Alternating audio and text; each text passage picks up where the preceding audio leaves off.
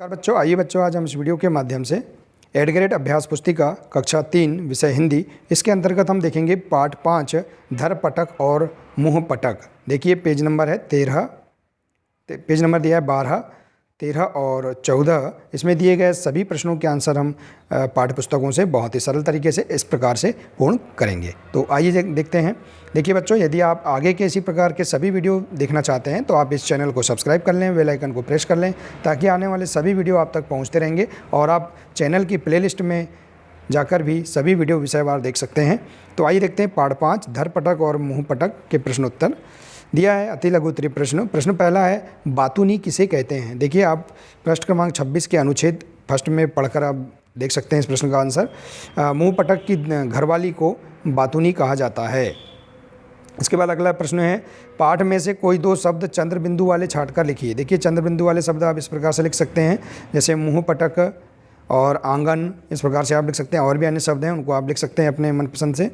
इसके बाद अगला प्रश्न है, घर और पहलवान शब्दों के बहुवचन शब्द लिखिए। आप 26 पृष्ठ क्रमांक 26 और 27 में देख सकते हैं। घर का घरों और पहलवान का है पहलवानों। ठीक है। इसके बाद अगला प्रश्न है लघु उत्तरीय प्रश्न। प्रश्न 4, धर पटक ने मुँह पटक के आंगन में हाथी क्यों फेंका। पृष्ठ क्रमांक 26 में देख सकते हैं। धर पटक ने गुस्से में आकर मुँह पटक के आंगन में हाथी फेंका। इसके बाद अगला पेज है पेज नंबर 13।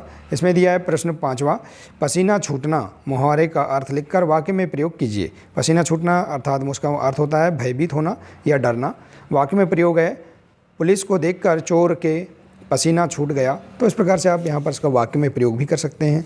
इसके बाद अगला प्रश्न है प्रश्न 6वां, लोगों में मुँह पटक की चर्चा ज़्यादा क्यों होती थी। आप अनुच्छेद 24 देख सकते हैं। मुँह पटक को बातें करना अधिक आता था। वह बातों ही बातों में अपनी ताकत को इस ढंग से बताता था कि सामने वाला डरकर बिना लड़े ही हार मान जाता था, इसलिए लोगों में मुँह पटक की चर्चा ज़्यादा थी। इस प्रकार से आप इस प्रश्न का आंसर बता सकते हैं। इसके बाद अगला प्रश्न दीर्घ उत्तरीय प्रश्न है। प्रश्न 7वां, धर पटक ने मुँह पटक को मजा चखाने के लिए क्या किया। तो धर पटक ने उसके घर के सामने पहुँचकर उसे लड़ने के लिए ललकारा। धर पटक ने बहुत ताल ठोकी। धर पटक ने गुस्से में आकर अपनी पोटली खोली और हाथी को निकालकर मुँह पटक के आंगन में फेंक दिया। इस प्रकार से आप इस प्रश्न का आंसर बता सकते हैं और भी इसके आगे लिख सकते हैं। ठीक है बच्चों। इसके बाद अगला पेज नंबर है पेज नंबर 14। इसमें दिए गए प्रश्नों के आंसर देखिए। इसमें दिया है मूल्यांकन 4।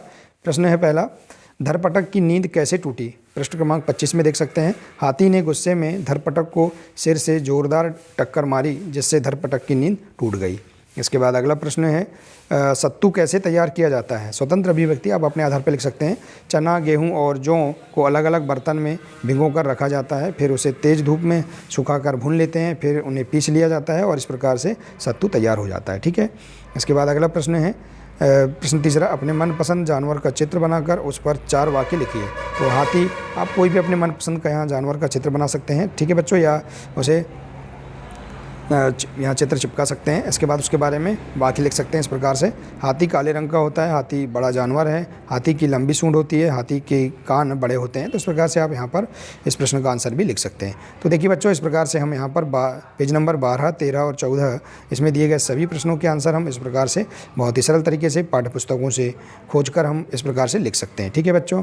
देखिए तो बच्चों, आशा है कि आपको इसके अंतर्गत सभी प्रश्नों के आंसर समझ में आ गए होंगे। बच्चों आज के लिए सिर्फ इतना ही है। मिलते हैं इसी प्रकार से नेक्स्ट वीडियो में। नमस्कार।